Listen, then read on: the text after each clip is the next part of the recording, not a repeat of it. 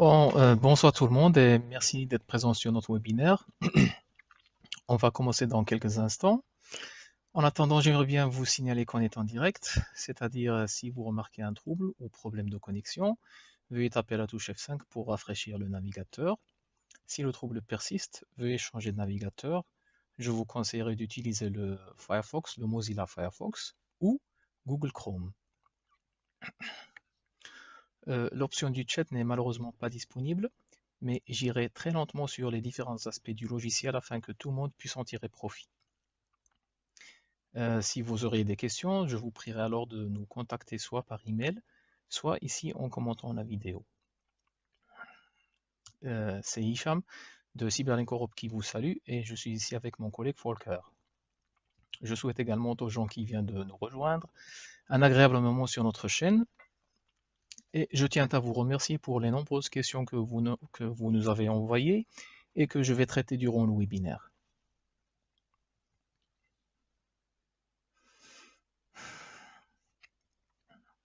À la fin du webinaire, il y aura un tirage au sort. Un photodirecteur 9 de luxe et 2 photodirecteurs mobile premium seront offerts aux gagnants. Pour y participer, eh bien, c'est très simple. Déjà en participant au webinaire, vous faites partie des candidats pour le photodirecteur de luxe. En invitant un ami au webinaire, vous ferez partie des candidats pour le photodirecteur mobile premium. Et en répondant au questionnaire de satisfaction, vous augmenterez vos chances pour la version mobile premium. Pour la participation au webinaire et l'invitation d'amis, les noms des gagnants seront annoncés directement à la fin du webinaire. Et pour le questionnaire de satisfaction, le gagnant sera contacté par email. Le lien du questionnaire de satisfaction sera envoyé avec l'email de remerciement juste après le webinaire. Bon, c'est parti. Alors, aujourd'hui, on va aborder 3 thèmes principaux. La retouche photo. On va faire ça avec des calques. Je vais expliquer comment les calques fonctionnent sur PhotoDirector. Puis, on passera aux photos avec mouvement ou motion still. Après, je vais aborder les photos 360 degrés. Je vais vous montrer comment les traiter, comment les aligner, comment supprimer le trépied et comment créer l'effet de boule que vous voyez. Là, on a une photo de paysage et comme vous voyez, cette photo a été prise dans un temps très mauvais. Le ciel tourmenté absorbe la totalité des couleurs et ne laisse aucune dynamique dans la photo. Et ce qu'on va faire, c'est ressortir ou faire ressortir les couleurs absorbées grâce aux ajustements de couleurs, ajouter l'effet HDR pour donner plus de dynamique à notre photo, faire de la suppression intelligente et apporter plus de tonalité au ciel à l'aide de masques dégradés. Mais avant de commencer, j'aimerais tout d'abord vous parler de 2 concepts de retouche photo assez similaires mais totalement différents. C'est la saturation et la vibrance. Pour mieux les comprendre et surtout les distinguer, j'ai pris 2 exemples. L'exemple premier, c'est celui de cette fille. Alors, à votre gauche, c'est la photo originale. Et à la droite, vous voyez la même photo avec une vibrance de 100. En effet, cet outil agit uniquement sur les couleurs ternes, permettant ainsi de limiter l'écrêtage des couleurs proches du niveau maximal de saturation. Il permet également d'éviter toute saturation excessive du teint de la peau et le résultat est beaucoup plus naturel et harmonieux. Par contre, on prend la même photo, on fait la même chose mais cette fois avec la saturation et comme vous pouvez le constater, cet outil généralement plus agressif que celui de vibrance va agir sur toutes les couleurs de l'image sans aucune distinction, qu'elles soient ternes ou déjà saturées. Ainsi, en augmentant la saturation, l'ensemble des couleurs sont plus vives et plus intenses. Deuxième exemple, c'est celui des montagnes. Toujours le même scénario. On augmente tout d'abord la vibrance, on la met dans 100. Et là, c'est la même photo avec une saturation de 100 et vous voyez que la totalité des couleurs ont été poussées, ont été vraiment poussées, avancées vers un niveau maximal de saturation. Voilà. Là, par exemple, vous voyez un petit aperçu sur l'utilisation des calques sur Photo Director et l'effet Splash Couleur. Voilà. Bon, maintenant je vais commencer ma démonstration. Déjà pour les gens qui ne connaissent pas Photo Director, alors c'est un logiciel qui se compose de plusieurs menus, comme vous voyez. Par exemple, bibliothèque, dans laquelle on peut trouver notre projet actuel et on peut même visualiser les métadonnées. Vous avez aussi un menu réglages avec les réglages traditionnels, quotidiens de couleurs, traitement de couleurs. Et là, vous avez le menu modifié avec de tas de fonctionnalités, comme par exemple l'embellisseur de personnes, qui a été d'ailleurs l'une de vos questions qu'on a sélectionnées. Alors, l'embellisseur de personnes se trouve directement sous modifié. Et là, vous avez outils de visage, outils de peau, outils de corps. Vous avez l'éditeur photo 360 degrés. Vous avez l'effet photo et vous avez même la suppression d'objets. Là, vous avez la suppression intelligente avec laquelle je vais d'ailleurs commencer. Alors, je clique sur suppression intelligente et la première chose que je vais faire, c'est effacer la personne de ma photo. Alors, je vais sélectionner la personne comme ça et je vais cliquer sur appliquer. Je laisse un peu de temps pour mon logiciel pour travailler.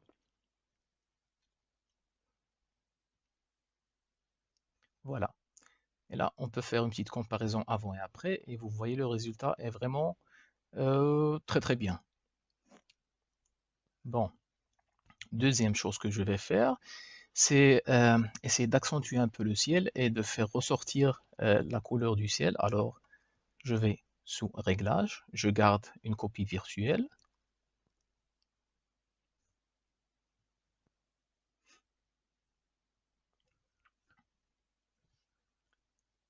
Et je vais prendre un masque de dégradé qui se trouve d'ailleurs sous Outils de réglage régional. Je sélectionne euh, le masque de dégradé.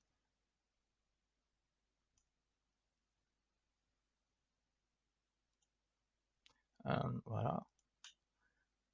Ouais.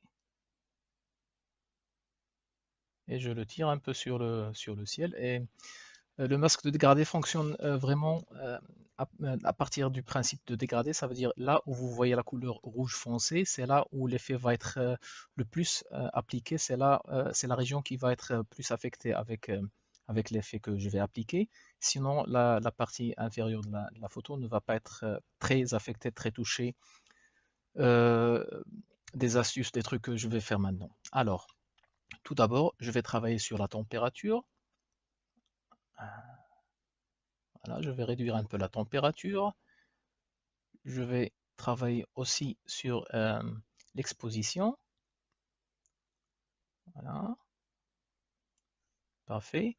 Et je vais en rajouter un peu de saturation.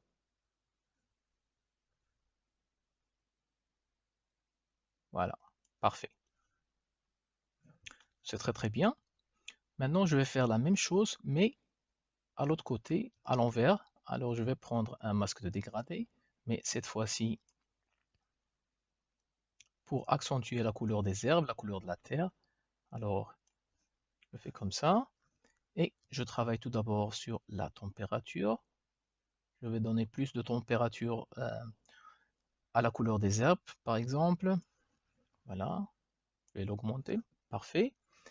Saturation.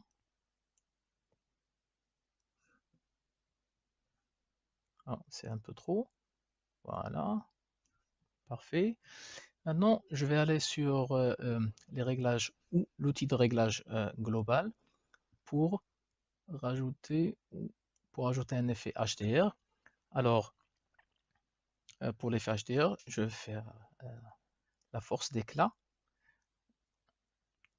Voilà. Et la contour. Et je vous conseille en travaillant sur l'HDR de ne pas forcer l'effet parce que ça fait très artificiel et ça rend la photo pas très réaliste. Bon, qu'est-ce qu'on va faire encore?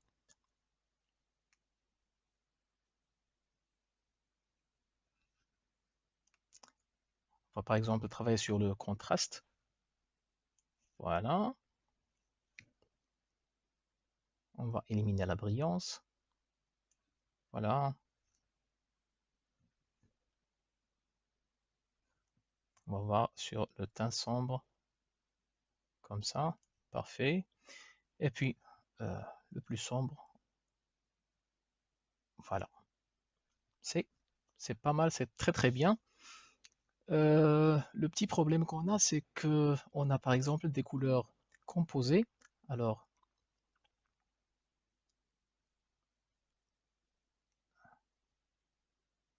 voilà.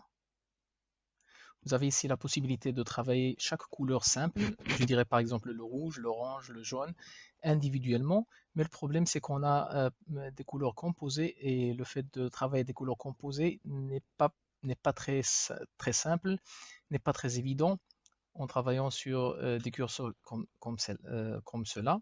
Alors, pour éviter ce problème, on a intégré un curseur magique. Alors, je vais cliquer dessus et je n'ai qu'à déposer, déposer le curseur sur la couleur que je vais travailler. Je sélectionne la couleur et je joue un peu avec la souris. Et comme vous voyez sur le côté gauche, vous avez deux curseurs qui bougent proportionnellement exactement sur les proportions de la couleur composée que je viens de sélectionner. Alors je vais faire ça par exemple pour la couleur des herbes, je vais augmenter un peu la saturation des couleurs du ciel. Voilà, parfait. Mon résultat est très bien. Maintenant, je vais rajouter un reflet d'objectif. Et pour faire cela, je vais cliquer sur modifier. Je vais chercher superposition. Et là, vous avez des tas d'effets pour la superposition. Ce qui m'intéresse moi, c'est le reflet d'objectif. Alors, je choisis un reflet d'objectif et je prends celui-là par exemple. Je vais activer les contours de cet effet et comme ça, je peux le déplacer. Je peux choisir la place convenable. Je peux le tourner un peu. Voilà, et je peux confirmer avec ce crochet-là. Et là, ma photo est terminée. Voilà.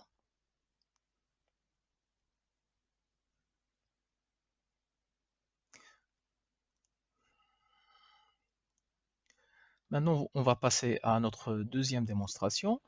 Euh, c'est les calques, qui a été d'ailleurs l'une de vos questions qu'on a sélectionnées. Alors, avec les calques, vous pouvez créer des photos composites en utilisant une photo d'arrière-plan, et puis des graphiques, des textes, des formes, et même d'autres photos que vous ajoutez sur cet arrière-plan. Chacun de ces éléments est ajouté comme un autre calque. Ça veut dire si vous déposez ce calque sur l'arrière-plan, il peut bien évidemment le couvrir s'il n'est pas transparent ou fondu. Alors une fois terminé, vous avez la possibilité de fusionner toutes les photos que vous avez calquées. Je dirais que vous avez déposé les unes sur les autres si nécessaire. Puis vous pouvez les enregistrer, vous pouvez les exposer, vous pouvez les partager comme nouvelles photos combinées.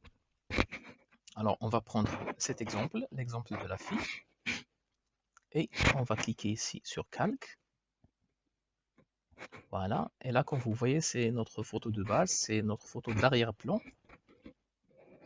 On va déposer la photo de ville direct sur celle de la fille. Je vais agrandir un peu la photo et puis je vais chercher un emplacement adéquat. Et là en haut vous avez le mode de fusion. Alors en cliquant là-dessus vous avez toutes les possibilités de fusion qu'on a. Je vais chercher la superposition. Je vais placer la photo convenablement sur l'autre. Et là, vous remarquez un petit problème, c'est cette rupture. Et pour éviter cette rupture, on va faire appel à notre outil de gomme. Alors, je clique sur gomme et je vais prendre la gomme comme pinceau. Et là, je vais juste effacer simplement la rupture. Je vais tout d'abord commencer par les contours de la fille pour que ça soit très, très clean. Voilà.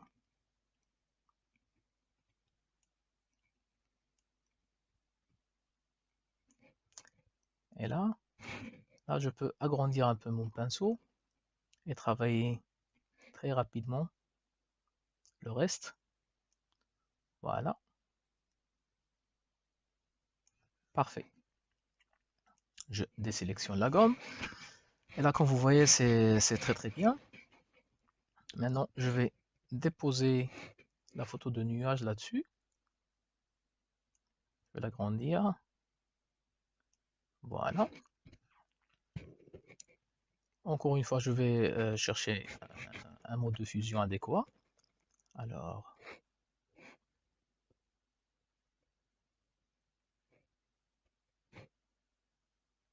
bon, je vais prendre celui-là.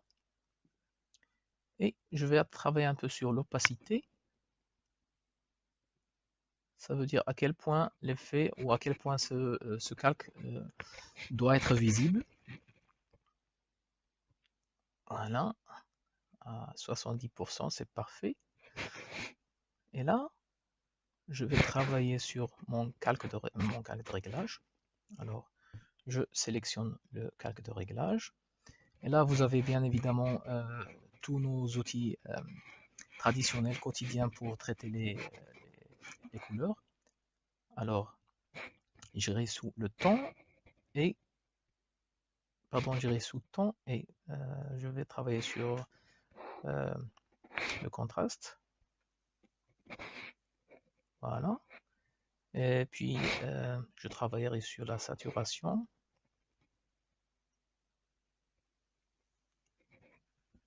Parfait. Alors, je vais confirmer avec OK. Et j'ai terminé le travail avec les calques. Bon.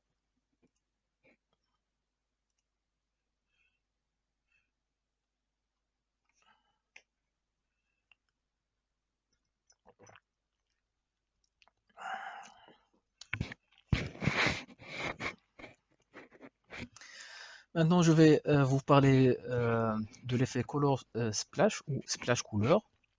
Alors, avec cet effet, on peut créer l'effet noir et blanc, mais en gardant juste une seule couleur de toute l'image. Alors ça, c'est un très bon exemple pour démontrer cet effet. Pour commencer, je vais tout d'abord recadrer mon image, car les piétons là me gênent un peu. Alors, je vais cliquer sur Réglages. Je vais sur Réglage régional. Et puis, je peux directement recadrer mon image. Voilà. Et je vais confirmer avec Terminer. Très bien. Maintenant, j'irai sur Modifier. Et puis,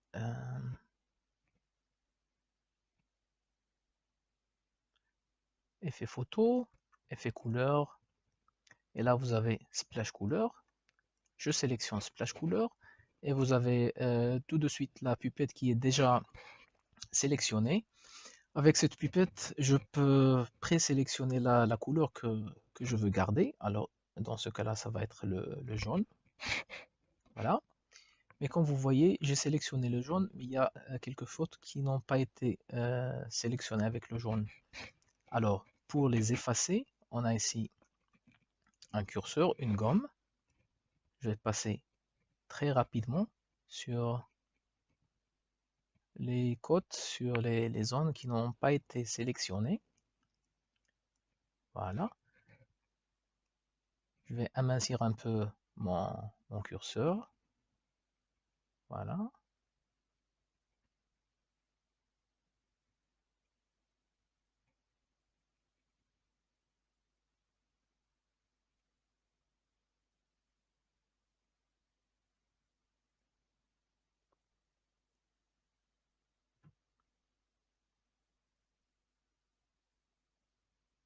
Voilà, parfait. Alors, comme vous voyez, l'effet est très bien, mais je veux rajouter un peu plus d'effet là-dedans. Alors, ce que je vais faire, c'est cliquer sur Réglages. Je vais bien évidemment garder la copie virtuelle parce qu'on travaille juste sur une copie virtuelle et vos photos originales ne sont pas affectées avec les changements qu'on fait. Alors, je garde la copie. Je vais sur Réglages et là, pardon, et là, je vais prendre un masque de réglage. Je vais sélectionner les taxis. Comme vous voyez, le masque est très sensible et très intelligent. Ça veut dire il cherche la couleur jaune et il essaie de sélectionner automatiquement la couleur jaune. Mais avec la gomme, je ne sais pas si vous l'avez vu, là, avec la gomme, je peux rectifier les fautes qui ont été commises. Voilà. Parfait, c'est très simple et c'est très rapide comme vous voyez. Voilà. Parfait. Alors, maintenant, je vais invertir ma sélection. Voilà, une fois inverti, je vais travailler sur le ton, sur l'exposition. Alors, je vais réduire un peu l'exposition pour plus accentuer l'effet noir et blanc. Voilà, encore un tout petit peu. Parfait. Et je vais aussi bien augmenter le contraste. Et là, ça fait vraiment l'effet poster, ça fait vraiment l'effet que je cherche tout le temps. Parfait. Maintenant, on va reprendre notre présentation. Et on reprend directement avec les motion style ou cinémagraphe. Et surtout avec la question, qu'est-ce qu'un motion style? Alors, comme vous voyez, les motion styles, un motion style, c'est un fichier n'étant ni une photo ni une vidéo. Là, vous avez des exemples parfaits pour des motion styles, créés d'ailleurs par Kevin Burke et Jamie Beek. En effet, comme vous voyez, c'est une photo animée d'un léger mouvement répétitif qui donne l'impression de voir une vidéo. Voilà. Ça, vous avez le mouvement, par exemple, de la rue, euh, qui se déroule parfaitement sur cette photo, et c'est exactement ce que je vais vous démontrer tout à l'heure. Alors, on reprend. Je clique sur Bibliothèque. Je vais sur Importer. Vous voyez ici, vidéo à photo. Je clique sur vidéo à photo et j'importe cette vidéo-là. Voilà. En important la vidéo, le logiciel reconnaît que c'est une vidéo et me donne les options de retouche que je peux faire avec la vidéo. Alors, je peux par exemple tirer une seule photo de profil, je peux créer une photo panorama, je peux faire des échanges de visages, je peux créer des GIFs ou je peux créer un motion style. Ce que je veux, c'est motion style. Je clique sur motion style. Et là, je peux cliquer sur play pour prévisualiser ma vidéo. Comme vous voyez, la vidéo est un peu longue. Et moi, ce qui m'intéresse, c'est le mouvement des animaux là. Alors, je vais découper ma vidéo. Voilà. Je vais choisir un point de départ et un point de fin. Parfait. Je peux d'ailleurs choisir le point de départ et le point de fin en donnant des chiffres. Par exemple ici, position de départ, position de début, position de fin ou tout simplement la durée. Alors, je vais confirmer avec OK. Voilà, je vais tirer des captures, je vais tirer des photos, soit automatiquement, soit manuellement. Je vais bien sûr faire ça automatiquement. Le logiciel me donne un chiffre par défaut, c'est 30. Moi, je vais choisir 10 pour la simple raison qu'on est en direct et aussi en traitant 30 photos, ça va prendre un peu du temps. C'est pour ça que je vais prendre 10. Alors, démarrer. Vous voyez les photos qui se déroulent sur ma droite. Une fois fini, je peux cliquer sur aller à la bibliothèque. Je les importe directement dans ma bibliothèque. Voilà, je suis directement dans le bon module, ça veut dire Motion Still. Alors, voilà. Là, par exemple, le logiciel me demande de contrôler si toutes les photos sont correctes. Ça veut dire s'il n'y a pas de photos intrus. Alors, toutes les photos sont correctes. Je clique sur Suivant.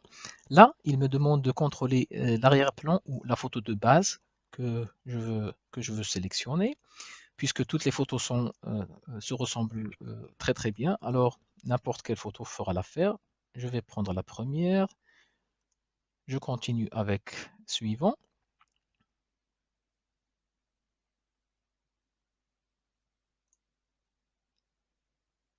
Et là, le logiciel me demande de choisir la zone du mouvement. Par exemple, moi, ce qui m'intéresse, le mouvement qui m'intéresse, c'est le mouvement des animaux. Je vais choisir le mouvement des animaux et je clique sur Aperçu.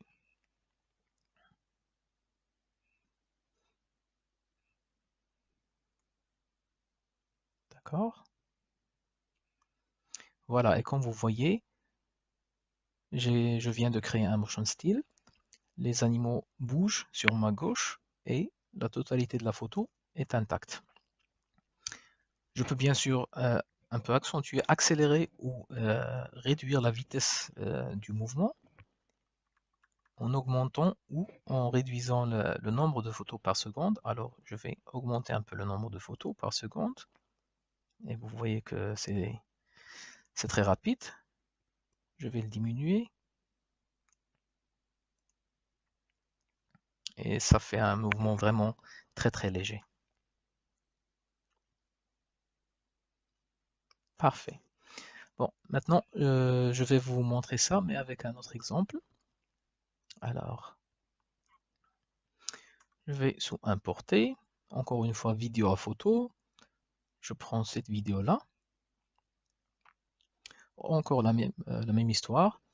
Alors, créer Motion Still. Ça, c'est d'ailleurs la vue de chez Cyberlink à Taipei. Et ce qui m'intéresse, c'est vraiment la nuit, la tombée de la nuit. Alors, je vais essayer de réduire ma vidéo.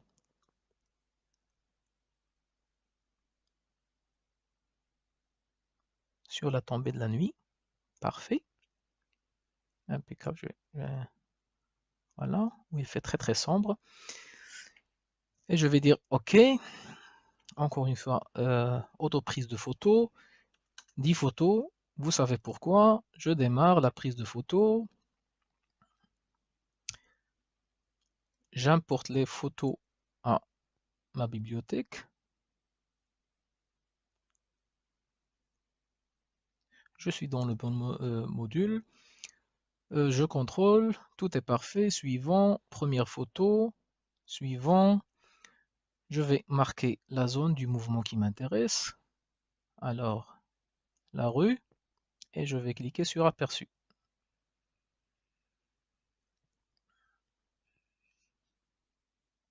Un peu de temps pour travailler. Le temps pour boire une goutte d'eau. Et là, vous avez encore une fois le mouvement de la rue, très visible et très parfait. Je peux bien sûr augmenter la vitesse ou la diminuer, mais j'aimerais vous montrer une autre chose, très sympa d'ailleurs. Alors, je vais effacer la rue et je vais par contre sélectionner les immeubles pour pouvoir admirer ou juste visualiser le jeu de lumière nocturne, voilà.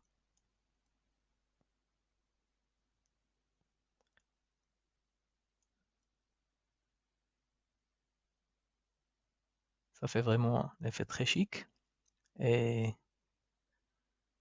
c'est le genre de truc qu'on voit d'ailleurs tout le temps à Hollywood et avec ce genre de truc on peut très bien impressionner nos collègues. Voilà. Encore une fois, aperçu.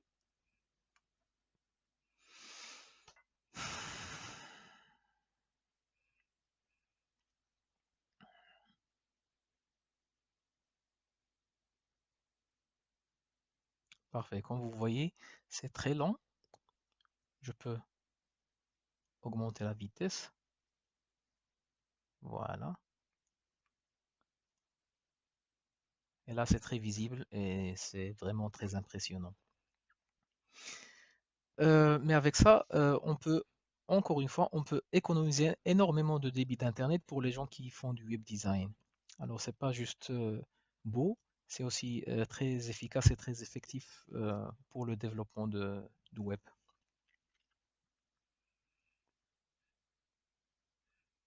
D'accord? Voilà. Maintenant, je vais reprendre ma présentation. Alors, pour créer des motion styles, tout d'abord, il y a des choses à respecter. C'est tout d'abord, on doit préparer un plan, puis ensuite, on doit prendre une vidéo si possible, et puis il faut garder la vidéo aussi simple que possible, et surtout, il faut utiliser un trépied pour que les arrière-plans restent intacts et que le mouvement soit aussi élégant que possible. Voilà. Ma- Maintenant, je vais vous montrer comment travailler avec des 360 degrés, comment les redresser, comment les réaligner. On va ajuster les couleurs et faire de nos 360 degrés une petite planète ou un panorama. Alors, pour faire cela, je vais lancer encore une fois mon logiciel. Je vais sous Bibliothèque. Euh, je cherche mes photos. Voilà. Là, par exemple, vous avez une photo 360 degrés. Et comme vous voyez, euh, les photos 360 degrés ne sont souvent pas droites et on est souvent obligé de niveler et de régler. Alors, pour faire cela, on va cliquer à droite et on va aller sur Afficher, modifier 360 degrés. On a déjà notre vue habituelle de 360 degrés. Et pour redresser ça, je vais cliquer sur Redresser. Et là, vous avez une vue simple. Et là, je peux les redresser, je peux glisser à gauche et à droite. Je peux redresser la hauteur. Sinon, pour plus de confort, je peux partager la vue. Et comme ça, j'ai une vue de devant, d'arrière et de gauche, de droite. Et là, je peux modifier ma photo très agréablement et très confortablement. Voilà. Une fois terminé, j'ai la possibilité de visualiser mon résultat là-haut. Parfait. Maintenant, je peux faire de retouches sous Réglages. Je clique sur Réglages. Et je peux travailler sur la température. Alors, ça, ce sont des réglages globaux. Je travaille un peu sur le contraste. Je travaille sur la brillance. Je travaille aussi sur le côté sombre. Alors, plus sombre, je veux le réduire. Voilà. Un peu, voilà. Et la saturation, encore une fois. Voilà, parfait. Je clique sur, hop là, pardon. Je clique sur Terminer.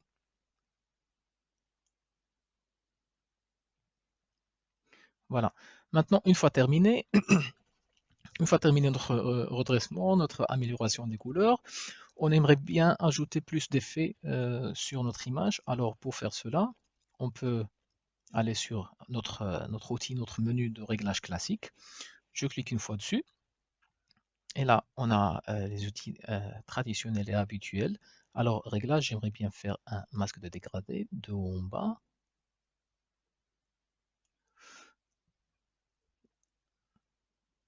Je vais améliorer un peu la température du ciel. Alors, un peu, un peu froid, je dirais. Voilà. Je vais améliorer le contraste. Euh, J'aimerais bien effectuer un peu d'HDR. Pour cela, je dois cliquer sur Outils général. Et là, j'ai mon HDR. Je travaille sur la force de l'HDR. Et je vous recommande d'être très attentif avec l'HDR parce que sinon ça tourne très mal et ça devient très artificiel. J'augmente un peu la force de l'HDR.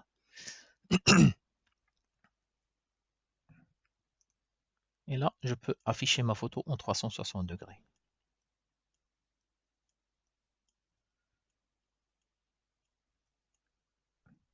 Voilà. Euh, Maintenant, j'aimerais bien vous montrer notre module de créer. Alors, je vais cliquer sur créer et là, vous avez deux fonctions, Little Planet et 360 degrés à panorama. Je clique sur Little Planet et vous avez directement l'effet boule ou l'effet planète que vous venez de voir sur ma présentation. Alors, là en haut, vous avez la possibilité de prendre des proportions euh, adéquates. Voilà, je prendrai le 3:2. Vous pouvez bien sûr refléter le côté Terre comme planète ou le côté ciel comme planète. Là, vous avez la possibilité de faire une rotation. D'ailleurs, chose que vous pouvez faire aussi avec la souris, vous pouvez faire un zoom pour le point focal. Vous pouvez changer le point focal et puis vous pouvez zoomer dedans ou voilà. Parfait. Alors, je confirme avec terminé. Je ne veux pas enregistrer. Je vais fermer le module. J'enregistre pas.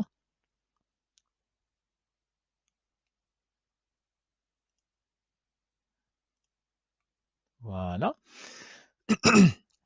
Un autre exemple cette fois pour la suppression du trépied. Alors, je prendrai cette photo-là. J'ai d'ailleurs la possibilité de cliquer à droite et d'afficher comme 360 degrés ou d'aller sous modifier. Et là, vous avez l'éditeur de 360 degrés. Et ce que je vais faire, c'est supprimer le trépied. Alors, je clique sur suppression de trépied et ça a fonctionné. Voilà. Alors, le trépied me dérange, il est là-dessus et c'est focalisé déjà d'ailleurs sur le trépied. Je n'ai qu'activé la fonction de suppression de trépied. Et là, j'ai la possibilité de pôler ma boule réfléchie soit en haut, soit en bas, soit vers le nord, sud, le pôle sud, le pôle nord. Je peux aussi faire un effet flou. Et là, j'ai la possibilité de travailler sur la taille de l'effet et sur la force de l'effet. Voilà. Euh, une autre chose, ce que je vais faire, c'est créer un panorama à partir d'un 360 degrés. Alors, je clique sur 360 degrés. Et là, vous avez des sélections comment, par exemple, créer ce panorama. Je peux prendre cylindre, je peux prendre celui-là et je peux rectifier ma sélection. Alors, ça me paraît assez bien. Comme ça, je peux glisser et jongler entre le mode de vue que je veux garder. Voilà, en faisant tout ça, ça me plaît beaucoup. Alors, je vais confirmer avec terminé. Et là, je peux bien sûr enregistrer mon panorama agréablement sur ma machine. Voilà. Non. Maintenant, on va reprendre notre présentation. Et ben, maintenant, on va passer à la version mobile. Alors, je vais... On va faire comme ça. Voilà, exactement. Alors, je vais vous montrer comment, à partir de telles photos, obtenir de résultats assez frappants comme celui-ci, par exemple, ou à partir de photos de bus de Londres, par exemple, obtenir des résultats ou appliquer des effets de miroir, par exemple, ou l'effet noir et blanc. Alors, on va commencer directement. Euh, en démarrant notre photodirecteur mobile, vous avez ce UI. On va cliquer directement sur modifier et là, on est directement sur la bibliothèque. On prend notre photo correspondante et on va la recadrer tout d'abord, prendre un cadre adéquat. Voilà. On va confirmer avec le crochet en haut et puis on va travailler avec notre courbe pour faire ressortir les côtés plus sombres ou pour faire ressortir plutôt les côtés plus sombres de la photo. Alors, je vais travailler plus avec précaution sur la courbe. Voilà, parfait. Maintenant, on va voir nos balances de blanc pour faire plus de lumière, plus de chaleur dans notre photo. Voilà. On peut même voir une comparaison avant et après. Parfait. Là, on va travailler un peu sur la saturation pour que les couleurs rebondissent un peu et pour que ça soit plus visible et plus chaleureux. Parfait. Maintenant, on va faire l'effet HDR, toujours avec précaution. Et maintenant, on va chercher un cadre pour donner plus de flair. Avant le cadre, on va faire un reflet d'objectif. On va le placer, on va l'agrandir un peu, on va le tourner. C'est parfait. Puis ensuite, on va faire une fuite de lumière. C'est très mignon et très romantique d'ailleurs.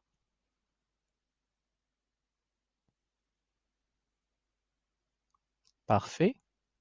Et là, on va faire notre cadre. Alors, là, vous voyez les cadres qu'on a.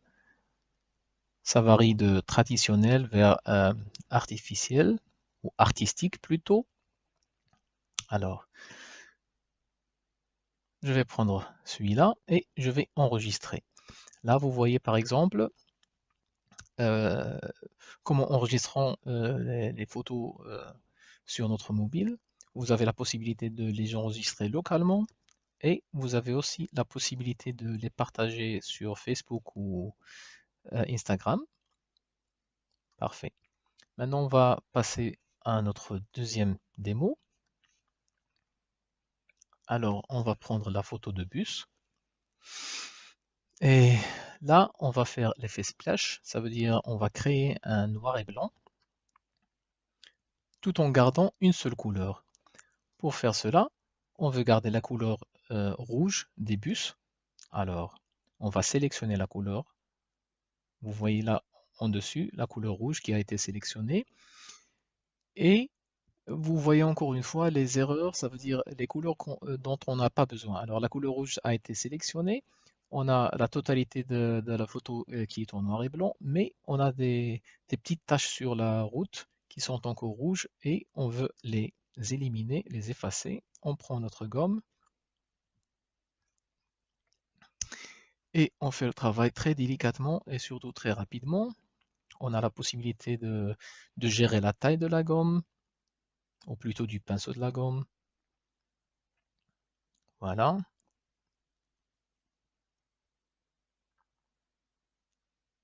Et vous voyez une petite fenêtre là-haut pour prévisualiser et pour vous donner plus de précision de ce que vous faites.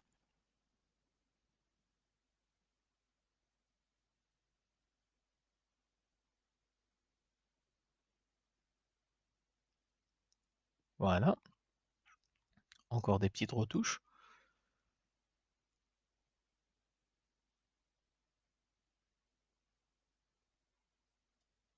Parfait. Je vais confirmer avec OK. Et maintenant, je vais faire rebondir, ressortir plus d'effets. Ça veut dire le noir et blanc que vous voyez n'est pas très frappant. Alors, pour effectuer cela, je vais aller sous Réglages et je cliquerai sur la courbe. Et là, je vais essayer de faire sortir de plus intense les couleurs. Dans ce cas-là, juste la couleur blanche et la couleur noire. Parfait. Je vais enregistrer, encore une fois confirmer, et passer à ma troisième démonstration. Je vais prendre la même photo de bus, et là, je vais faire l'effet miroir. Alors, je cherche mon miroir, voilà. Et là, vous avez tous les effets miroirs qu'on a sur Photo Director mobile. Je vais travailler avec cet effet-là. Je vais confirmer tout d'abord. Et ce que je vais faire, c'est plus accentuer le ciel parce que comme vous voyez, le ciel est bleu, mais il n'y a pas d'émotion. C'est euh, très froid. Alors, pour faire cela, je vais faire fusion et je vais chercher un mode de fusion qui porte plus d'émotion dans le ciel. Et d'ailleurs, ce truc-là avec la lune donne vraiment de l'émotion dans cette photo. Maintenant, je vais choisir le mode de fusion. Comme vous voyez, on a normal, normal, overlay, multiply, screen et hard light. Je vais choisir le hard light. Comme je veux que mon effet soit effectué juste sur le ciel, je vais effacer toute la partie inférieure de la photo en laissant l'effet juste sur le ciel. Alors, je vais effacer les immeubles et je vais prétendre que la lune apparaît vraiment derrière cet immeuble-là. Voilà. Et là, je vais agrandir un peu la taille de mon curseur. Et je vais effacer rapidement la totalité de ma photo.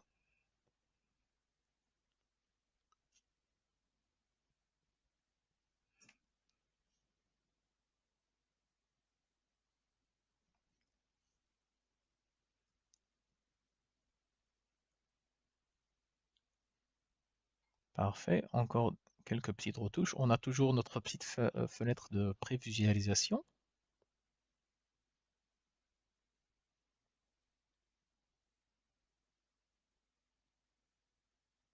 Voilà.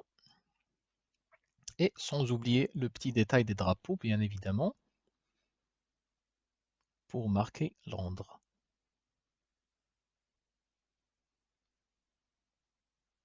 Voilà. Une fois terminé, j'enregistre la photo, encore une fois localement, et parfait. Maintenant, on va reprendre notre présentation, qui touche d'ailleurs à sa fin. Alors, comme vous savez, on organise un concours photo I Love This City. Je vous conseille vivement d'y participer et de gagner des cadeaux extraordinaires. Pour y participer, c'est très simple, il suffit de visiter notre homepage et vous verrez directement sous événements I Love This City. Là, vous aurez toutes les informations nécessaires. Bon, maintenant venons à nos gagnants. Pour la participation au webinaire, on a Monsieur Tiberghien Patrice, j'espère que j'ai bien prononcé le nom. Tiberghien Patrice, bravo monsieur, vous avez gagné un photodirecteur de luxe. Et pour l'invitation d'un ami au webinaire, on a Madame Lauré Chana. Madame Lauré Chana, bravo. Pour le questionnaire de satisfaction, le gagnant sera contacté directement par email. Voilà. J'espère que vous avez passé un agréable moment en notre compagnie et que ça vous a plu. J'espère vous revoir très bientôt et n'hésitez surtout pas de nous encourager avec vos messages de satisfaction ou critiques pour mieux faire la prochaine fois. Merci.